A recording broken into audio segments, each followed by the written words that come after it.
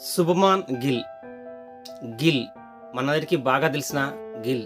మరి ఇప్పుడు అదే గిల్‌కి గిల్లుడు మొదలైనట్టే ఉంది. జట్టులో కొంతకాలంగా అతను స్థిరంగా ఆడలేకపోతున్నాడు. ఈ నేపథ్యంలో ఇప్పటికే ఓపెనర్ నుంచి అతని స్థానాన్ని కూడా మార్చేశారు. ఓపెనర్లుగా ఇతరులకి అవకాశాలు ఇస్తున్నారు. గిల్‌ని మాత్రం ఏదో రకంగా పక్కన పెట్టే ప్రయత్నం చేస్తూనే ఉన్నారు. ఇందులో టీమ్ మేనేజ్మెంట్‌ను లేక బీసీని తప్పుపట్టాల్సింది ఏమీ లేదు. ఎందుకంటే గిల్ ప్రదర్శన చాలా కాలంగా అసలు ఎంత మాత్రం బాగాలేదు. తాజాగా ఈ రోజు నుంచి మొదలయ్యే ఇంగ్లాండ్‌తో జరగబోయే టెస్ట్ సిరీస్‌లో సైతం గిల్‌కి కాస్త చేదు వార్తే అందబోతోంది.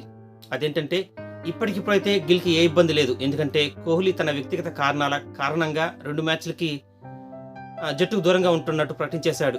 సో కోహ్లీ జట్టులో ఉండడు కాబట్టి ఖచ్చితంగా గిల్ జట్టులో ఉండి తీరుతాడు. మరి కోహ్లీ తిరిగొచ్చిన తర్వాత గిల్ పరిస్థితి ఏంటి? కోహ్లీ తిరిగొస్తే అసలు ఎవరిపై దెబ్బ పడుతుంది? ఈ విషయాలు కాస్త కూలంకుషంగా చర్చించాల్సిందే, ఆలోచించాల్సిందే.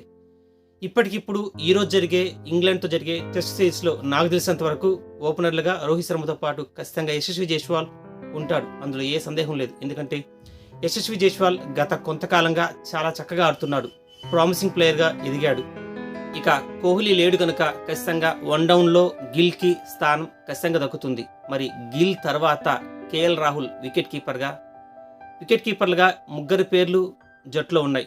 అందులో కేఎల్ రాహుల్ ఒకటి, భరత్ ఒకటి, అదేవిధంగా ధ్రువ్.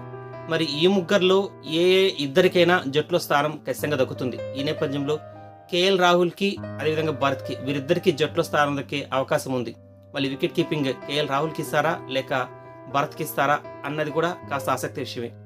గత సౌత్ ఆఫ్రికా టూర్లో కేఎల్ రాహుల్ పూర్తి స్థాయిలో టెస్ట్ క్రికెట్లో వికెట్ కీపింగ్ చేశాడు. స్వదేశంలో ఇప్పటి వరకు కేఎల్ రాహుల్ టెస్ట్కి వికెట్ కీపింగ్ అయితే చేయలేదు. భరత్ చేశాడు. మరి ఈ నేపథ్యంలో కేఎల్ రాహుల్ని కేవలం బ్యాట్స్మెన్గా మాత్రం ఉపయోగించుకొని భరత్కి వికెట్ కీపింగ్ బాధ్యతలు ఇచ్చే అవకాశం ఉంది. మరి కేఎల్ రాహుల్ తర్వాత శ్రేయస్ అయ్యర్ ఎలాగో జట్టులో ఉన్నాడు. ఇక భరత్ కూడా బ్యాటింగ్కి వస్తాడు. ఇక ఆ తర్వాత ఆల్రౌండర్ జడేజాకి ఎట్టి పరిస్థితుల్లోనూ స్థానం మిస్ అయ్యే అవకాశం లేదు. అతను ఏదైనా ఫిట్నెస్ ప్రాబ్లం ఉంటే తప్ప జడేజాకి స్థానం దక్కినట్టే. ఇక జడేజా తర్వాత స్పిన్నర్గా కుల్దీప్ యాదవ్ లేక అశ్విన్, వీళ్ళిద్దరిలో కుల్దీప్ యాదవ్కే ఎక్కువ అవకాశం ఉంది. ఇక ఫాస్ట్ బౌలింగ్ విషయానికి వస్తే ముఖేష్ కుమార్ కానీ లేక ఆవేష్ ఖాన్ కానీ వీళ్ళిద్దరిలో ఒకరికి అవకాశం ఉంది. ఇప్పటికిప్పుడైతే ముఖేష్ కుమార్కే జట్టులో స్థానం దక్కచ్చు. ఇక సిరాజ్, బుమ్రా వీళ్ళు ఎలాగ ఉంటారు. So final 11 Rohit Sharma, Yashasvi Jaiswal, Gill, KL Rahul, Shreyas Iyer, Bharat, Jadeja, Kuldeep, Mukesh లేక అవినాష్, సిరాజ్, బుమ్రా. ఇక ఇప్పటికిప్పుడైతే ఏ సమస్య లేదు. కానీ ఒకవేళ కోహ్లీ తిరిగి జట్టులోకి వస్తే 3వ టెస్ట్ మ్యాచ్లో కోహ్లీ వస్తే వీళ్ళల్లో ఎవరిని పక్కన పెడతారన్నదే కాస్త ఆసక్తికరమైన విషయం. ఇది ఖచ్చితంగా చర్చించాల్సిన విషయం కూడా. ఇప్పటికిప్పుడు కోహ్లీ కానీ తిరిగి జట్టులోకి వస్తే ఖచ్చితంగా ఆ ప్రభావం గిల్ పైన ఉంటుంది. ఎందుకంటే గత కొంతకాలంగా గిల్ ఎంత మాత్రం ప్రభావం చూపలేదు. గిల్ కేవలం వన్డే క్రికెట్లో మాత్రమే కొంతకాలంగా ఆడుతున్నాడు. వాస్తవానికైతే గిల్ని బీసీసీఐ వేరే రకంగా చూడాలనుకుంది. 3 ఫార్మేట్లోనూ తిరుగులేని ఆటగాడిగా గిల్ని తయారు చేయాలనుకుంది. అందుకు అనుకున్నట్టుగానే గిల్కి టీ20లోను, టెస్టులోను, వన్డేలోను మూడిట్లోనూ వరుసగా అవకాశాలు ఇస్తూ వచ్చారు. మొదట్లో గిల్ చాలా చక్కగా ఆడాడు. కానీ రాను అతను ఎక్కడో ఇబ్బంది పడుతున్నాడు. ఈ నేపథ్యంలో అతను కేవలం వన్డేలో మాత్రమే ఆడగలుగుతున్నాడు తప్ప టీ20లో అదేవిధంగా టెస్టుల్లో ఆడలేకపోతున్నాడు. మరి ముఖ్యంగా టీ20లో గట్టి పోటీ ఎదురైంది. ఓపెనింగ్ స్థానానికి ఇప్పుడు మనకు చాలామంది ప్లేయర్స్ ఉన్నారు. యశస్వి జైస్వాల్ ఉన్నాడు. ఎలాగూ రోహిత్ శర్మ ఉండనే ఉన్నాడు. ఇక రుతురాజ్ గైక్వాడ్ కూడా గట్టి పోటీ ఇస్తున్నాడు. మొన్నటికి మొన్న సుదర్శన్ కూడా ఆడేశాడు. ఈ నేపథ్యంలో గిల్ ఈ పోటీని ఎదుర్కొని మరి జట్టులో స్థానం దక్కించుకుంటాడా అన్నదే ఇప్పుడు కాస్త ఆసక్తికరమైన విషయం. నిజానికి గిల్ మొదట్లో ఆడిన విధానాన్ని మనం గమనిస్తే అతను ఎన్నో రికార్డులు, సెంచరీలు చేశాడు. ఎన్నో గొప్ప ఇన్నింగ్స్ ఆడాడు. గిల్ని భవిష్యత్ సచిన్ అని పొగిడారు. గిల్ని భవిష్యత్ కోహ్లీ అని పొగిడారు. గిల్ని టీమ్ ఇండియా ప్రిన్స్ అంటూ పొగిడారు. కానీ ఇదేది నిలబెట్టుకోలేని పరిస్థితుల్లో ప్రస్తుతం గిల్ ఫామ్ కొనసాగుతుంది. ఇక కేవలం గిల్కే కాదు, గిల్తో పాటు శ్రేయస్ అయ్యర్ కూడా కోహ్లీ వస్తే ప్రమాదం ఉంది. మరి గిల్ని పక్కన పెడతారా అంటే పెట్టచ్చు.